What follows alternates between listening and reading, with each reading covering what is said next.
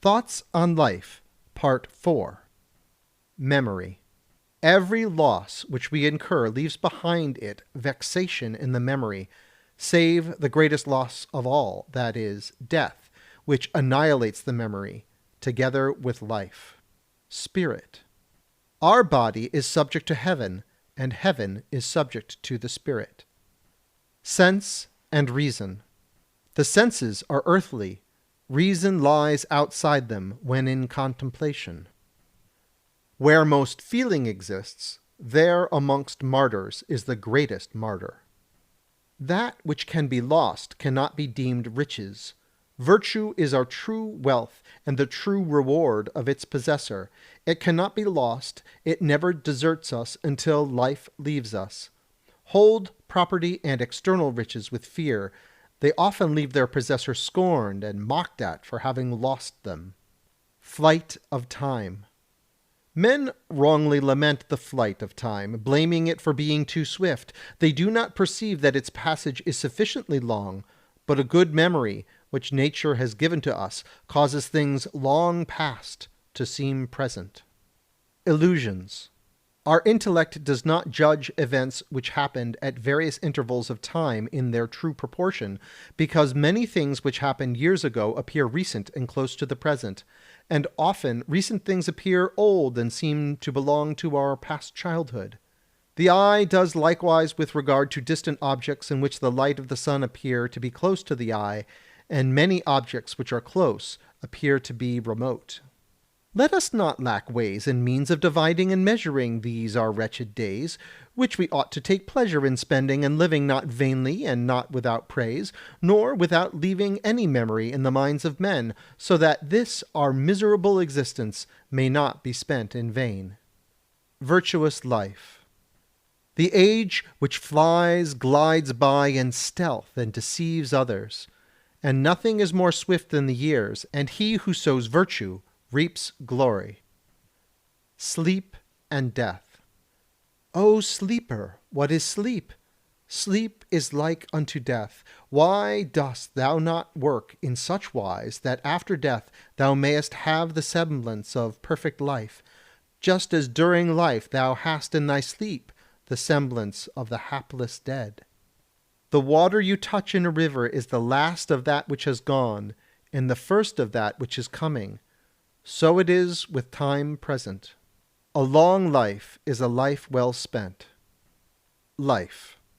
As a well-spent day affords happy sleep, so does a life profitably employed afford a happy death. Time the destroyer.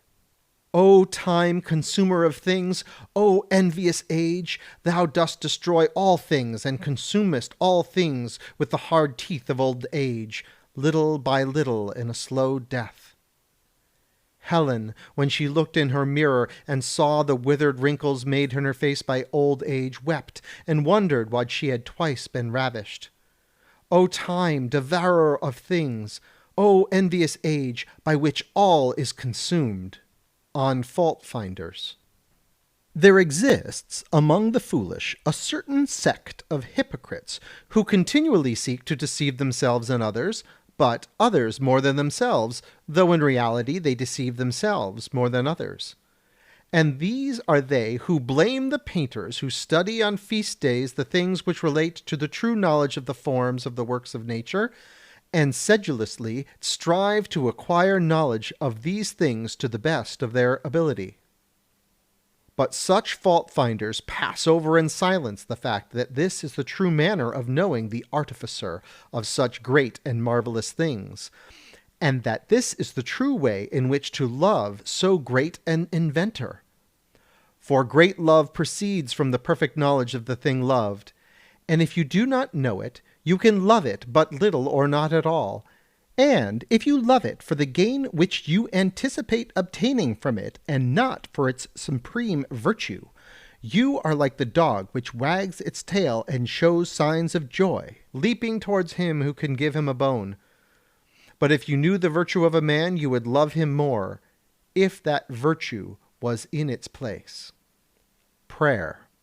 I obey thee, Lord, first for the love which in reason I ought to bear thee, Secondly, because thou hast the power to shorten or prolong the lives of men. Thou, O God, dost sell us all good things at the price of labor. And many make a trade, deceiving the foolish multitude, and if no one comes to unmask their deceits, they punish it. Pharisees, that is to say, holy friars. Nothing can be written by means of new researches. Patience. Patience serves against insults as clothes do against the cold. Since if you multiply your clothes as the cold increases, the cold cannot hurt you. Similarly, let thy patience increase under great offenses, and they will not be able to hurt your feelings. Advice to a speaker. Words which do not satisfy the ear of the listener will always weary or annoy him, and you will often see signs of this in such listeners in their frequent yawns. Therefore, you who speak before men whose good opinion you seek, when you observe such signs of vexation, shorten your speech or vary your argument, and if you do otherwise, then instead of the favor you seek, you will incur hate and hostility. And if you would see what gives pleasure to a man, speak to him on various themes, and when you see him intent, without yawning, or contracting his brow, or performing other actions, then be certain that the matter of which you are speaking is such as affords him pleasure. Advice. Here is a thing which the more it is needed, the more it is rejected, and this is advice which is unwillingly heeded by those who most need it, that is to say, by the ignorant.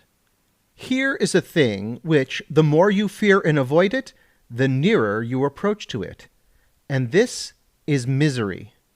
The more you flee from it, the more miserable and restless you will become. When the work comes up to the standard of the judgment, this is a bad sign for the judgment, and when the work excels the standard of the judgment, this is the worst sign, as occurs when a man marvels at having worked so well, and when the standard of the judgment exceeds that fulfilled by the work, this is a sign of perfection. And if the man is young and be thus disposed, he will without doubt grow into an excellent workman. He will only accomplish few works, but they will be of a quality which will compel men to contemplate their perfection with admiration. Proverbs. Nothing should be so greatly feared as empty fame. This empty fame issues from vices. A broken vase of clay can be remodeled, but this is no longer possible when it has been baked. A vow is born when hope dies.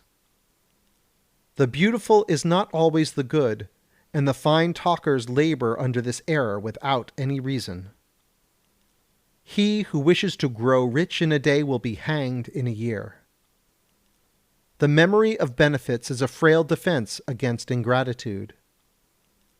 Reprove your friend in secret and praise him in public. He who fears dangers will not perish by them. The evil which does me no harm is like the good which in no wise avails me. He who offends others is not himself secure. Be not false about the past. Folly is the shield of lies, just as unreadiness is the defense of poverty. Where there is liberty, there is no rule. Here is a thing which the more it is heeded, the more it is spurned. Advice. It is ill to praise, and worse to blame, the thing which you do not understand. On Mount Etna, the words freeze in your mouth, and you make ice of them. Threats are the only weapons of the threatened man. Ask advice of him who governs himself well. Justice needs power, intelligence, and will, and is like the queen bee. Not to punish evil is equivalent to authorizing it. He who takes the snake by the tail will be bitten by it. The pit will fall upon him who digs it. He who does not restrain voluptuousness is in the category of the beasts. You can have no dominion greater or less than that over yourself. He who thinks little errs much. It is easier to contend at the first than at the last. No counsel is more sincere than that given on ships which are in danger. Let him who acts on the advice of the young expect loss.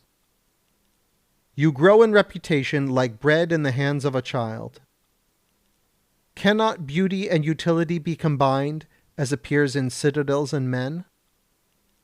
He who is without fear often incurs great losses, and is often full of regret. If you governed your body according to virtue, you would not live in this world. Where good fortune enters, envy lays siege to her and attacks her, and when she departs, sorrow and regret remain behind.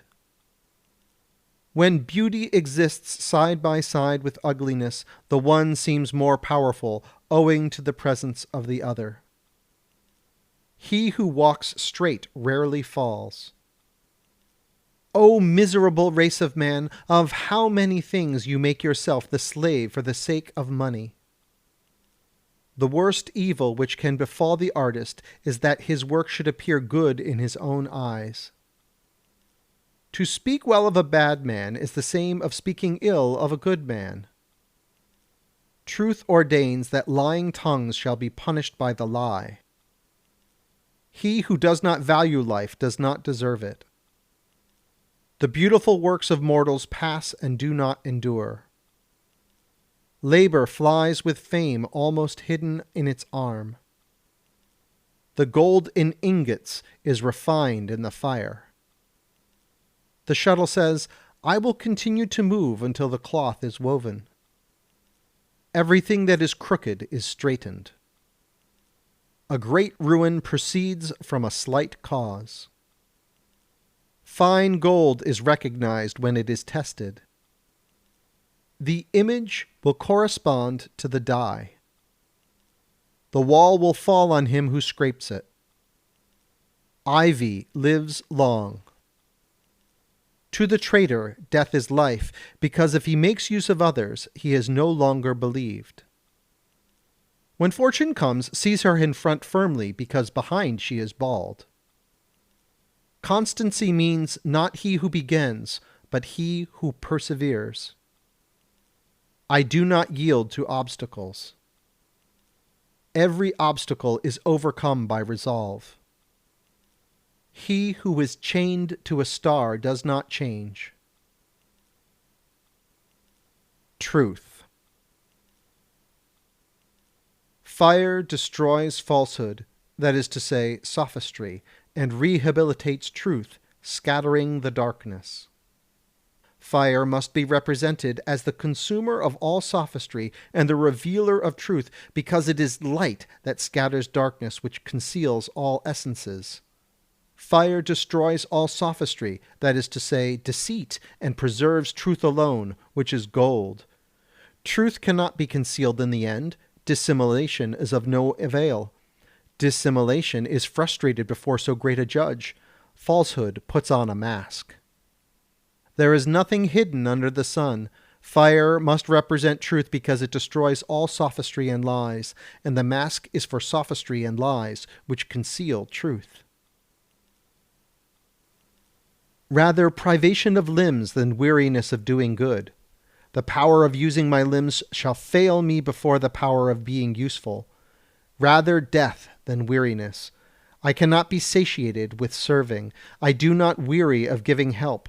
No amount of work is sufficient to weary me. This is a carnival motto. Sine lassitudine. Hands in which ducats and precious stones abound like snow never grow weary of serving, but such a service is for its utility only and not for our profit. Nature has formed me thus. Ingratitude. This shall be placed in the hand of ingratitude. The wood nourishes the fire that consumes it. When the sun, the scatterer of darkness, shines, you put out the light, which, for you in particular, and for your need and convenience, expelled the darkness. Physiological Inferiority of Man. I have found that in the composition of the human body as compared with the bodies of animals, the senses are less subtle and coarser. It is thus composed of less ingenious machinery and of cells less capable of receiving the power of senses.